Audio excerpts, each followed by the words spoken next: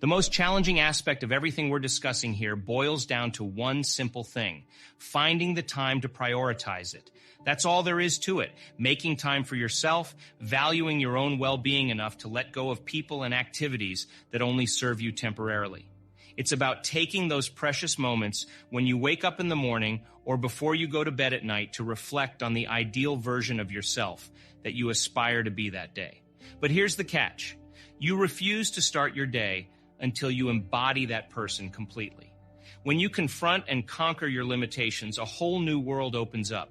In the United States, there's a lot of talk about self-love, but many misunderstand its true meaning. It's not about indulging in superficial pleasures like getting a manicure or buying a fancy car. Self-love goes much deeper. It's when you sit with yourself and actively work on overcoming ingrained thoughts, beliefs, and emotional patterns that are linked to your past. It's a continuous effort to transcend these limitations. Beyond your pain lies freedom. Beyond your fear lies courage. Beyond your sadness lies joy. It's the same energy that's trapped within you, waiting to be released. When you push yourself past those barriers and break free from emotional addictions, you experience joy as a side effect. Your body is liberated from the constraints of your mind, and with that newfound freedom comes the energy to create. As you break through these barriers, you begin to genuinely love and respect yourself. Consequently, you develop love and respect for others because you see a reflection of yourself in them. Now that you're unburdened by your own limitations, you can empathize with others without reacting instinctively in the same negative ways. The real challenge here lies in finding the time to embark on this journey of self-discovery. Imagine embracing a new way of being, committing to not rise until you embody that ideal self. By doing this, you not only wire this concept into your brain, but also allow these thoughts to become your lived experience. Your body, as the unconscious mind, starts living in that future reality in the present moment. When your mind and body align in this state of being, and you decide to maintain it throughout the day regardless of the challenges that may arise, something incredible happens. By the end of the day, you'll likely find yourself with even more energy than when you started.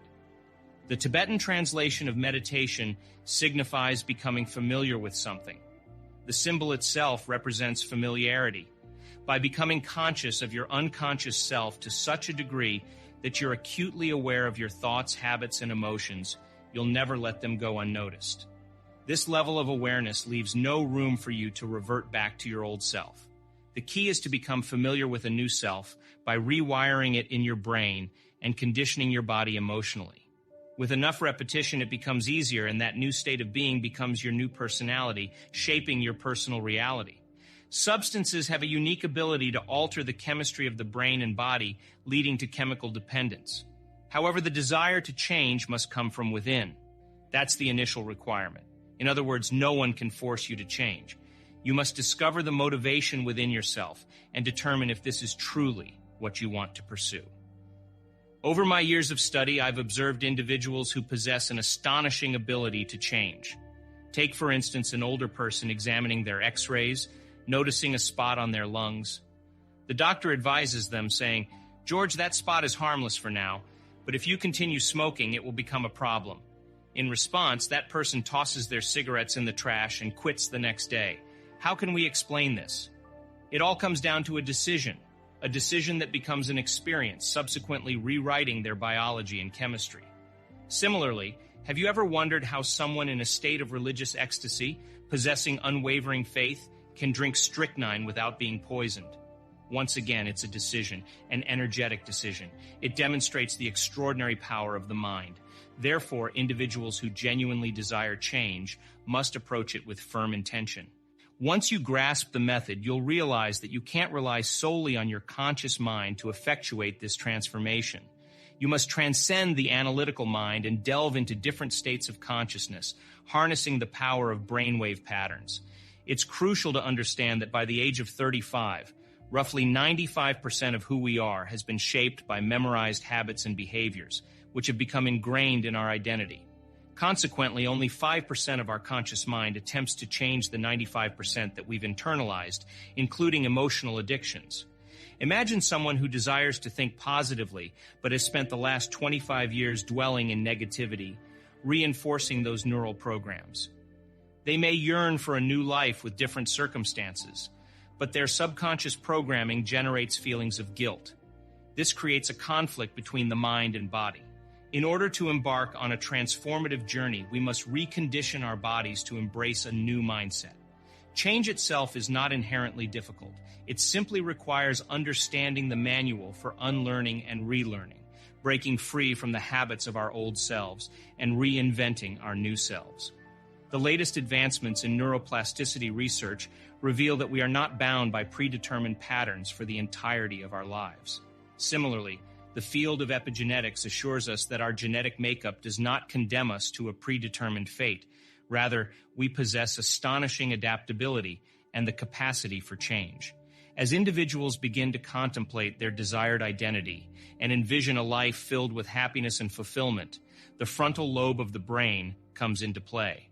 With its connections to the entire neocortex, it sets out to resolve this existential problem.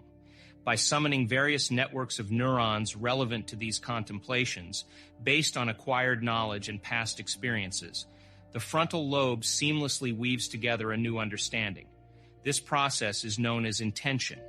Imagine reading a book on personal happiness or studying the principles of effective leadership. Each time you acquire new knowledge, your brain forms additional neural connections, providing raw materials for further imaginative pursuits. Engaging in mental rehearsal effectively installs the necessary neurological infrastructure in your brain, making it appear as if the envisioned future has already become a reality. Consequently, the brain, traditionally a repository of past experiences, transforms into a roadmap for the future. Continually repeating this process allows the hardware to become a software program, enabling you to think and act with the brilliance of a genius or the contentment of a happy individual. The mystery dissolves as you have now successfully programmed the circuits. Remarkably, those who have harnessed this power did not wait for wealth or health to cultivate gratitude, empowerment, or love for life. Instead, they proactively summoned these emotions in advance, even before the corresponding experiences manifested. The unconscious mind, unaware of the distinction between external circumstances and internally generated emotions, believes it is already living in the future. By intensifying these emotions, individuals become increasingly attentive to their thoughts. Gradually, their biology shifts from being bound by the realities of the past and present to aligning with the possibilities of the future. Intrigued by this phenomenon, I pursued further education in neuroscience. It became clear to me that the internal process of rehearsing and imagining held the key to this transformative journey.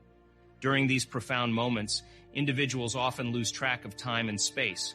Opening their eyes, they believe only a brief interval has passed, unaware that hours have actually slipped away. In the present moment, we access a state of being where self-awareness dissolves, allowing us to transcend ourselves. According to the quantum model of reality, it is in this generous present moment that we gain access to alternate possibilities beyond the confines of our familiar past or predictable future.